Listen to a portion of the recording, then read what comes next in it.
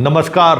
अंतःपुर के कानाफूसी में आप सबों का स्वागत है। और आज हम अंतःपुर के कानाफूसी में बात कर रहे हैं कि एक खबर का कितना असर हो सकता है और कितना दूर तक हो सकता है, एक पत्रकार भी नहीं समझ पाता है। हम लोग भी नहीं समझते कि कितना दूर तक उसका इम्पैक्ट पड़ता है।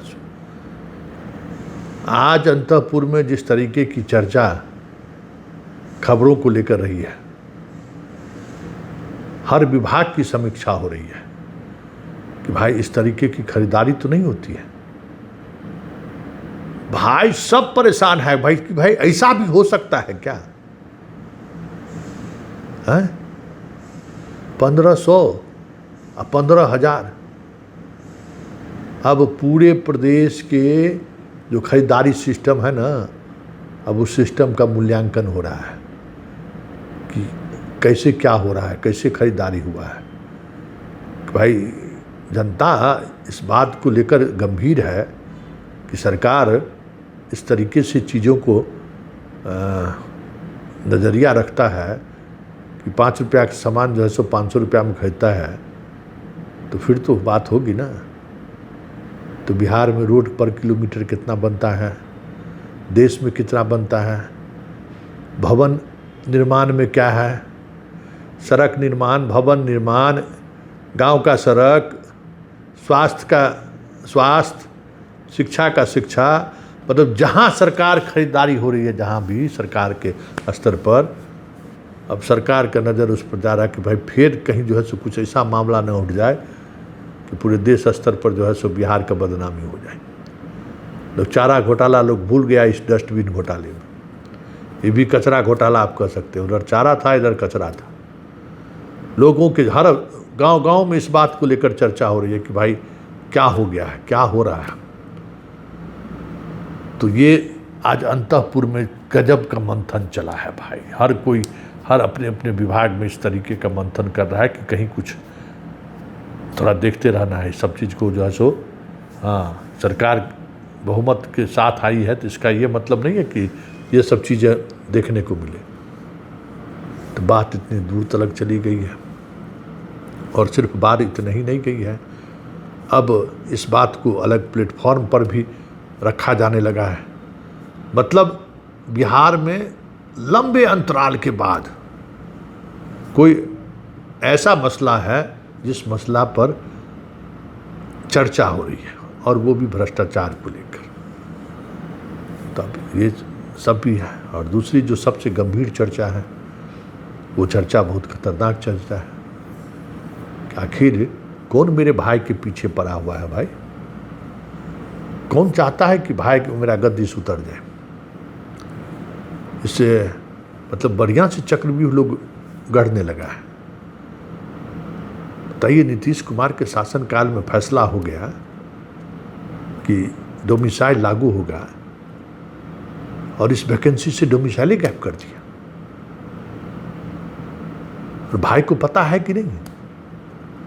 अरे लंबी लड़ाई लड़के लोग डोमिसाइल लागू कराया था। तो हुआ था कि जितने तृतीय श्रेणी का मास्टर से लेके बाकी चीज़ें हैं, दरोगा सिपाही सब में जो है सो डोमिसाइल नीति लागू होगा। अब लीजिए, डोमिसाइल नीति गायब है। तो आज अंतःपुर में इसी बात के लेकर चर्चा है कि कोई चाहता है कि ये आंदोलन और खींचे। सरकार जब वैकेंसी निकाल दी, भाई इतने पद पर हम बहाली लेंगे, इतने से इतने तारीख तक जो है सो हम फॉर्म भरेंगे, तो कौन दिमाग लगा दिया?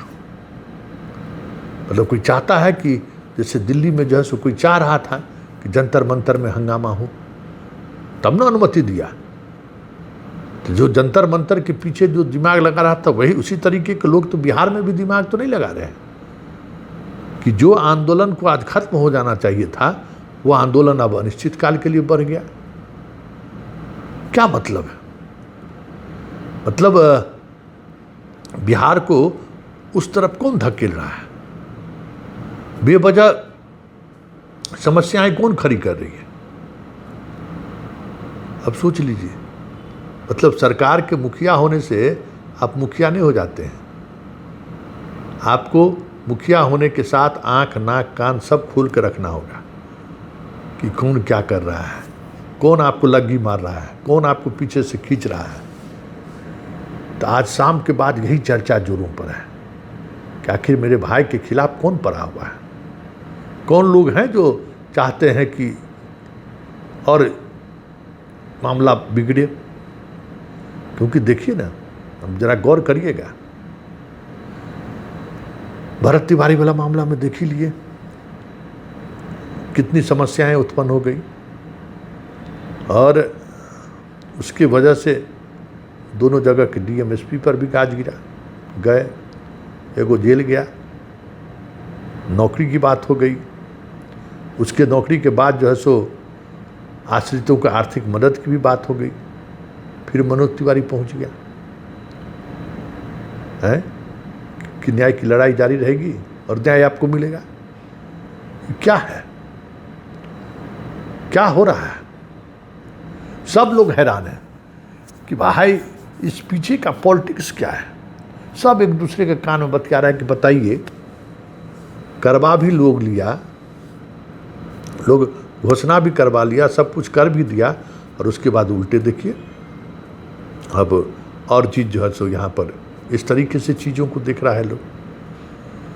तो ये जो बात सामने आई है ना, ये एक अलग तरीके की चीज़ है कि भाई कुछ चीज़ें हैं जो कोई ताकत है जो बिहार को अस्थिर करके रखना चाहता है।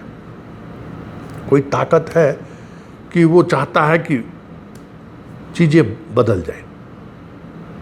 कोई ताकत है जो ये चाह रहा है कि बिहार की ब्यूरोक्रेसी में तो आ ही गया है बाहरी लोग, लगभग 30% आके कब्जा के जमा ही लिया है। अब लोअर ब्यूरोक्रेसी और गांव-गांव में भी जो है सो कब्जा जमा देना है। हाँ, टेंडर वगैरह में तो जो हो रहा है सो हो ही रहा है, सब बाहरी के हाथ में चला ही गया। नगर विकास विभाग में वही हाल है, पथ निर्माण विभाग में वही कोशिश चल रहा है, ग्रामीण कार्य विभाग में जो होना था सो हो ही गया है। मतलब गजब स्थिति है भाई। सब लोग हैरान हैं कि आखिर इस राज्य को चला कौन रहा है, कौन है इसके पीछे। हर कोई एक दूसरे का चेहरा देख रहा है कि भाई आखिर ये स्थिति क्यों बन रही है, कौन चला रहा है भाई।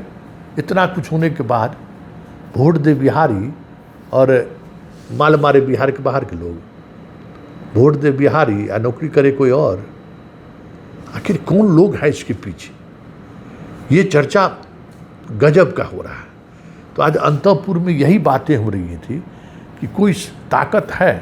ये हमारे बादशाह के समय में ये चीज़ नहीं होता था। बादशाह के समय में भले बादशाह उस मना स्थिति में पहुंचने के बाद भी जो है कोई इस तरीके का षड्यंत्र साजिश नहीं करता था।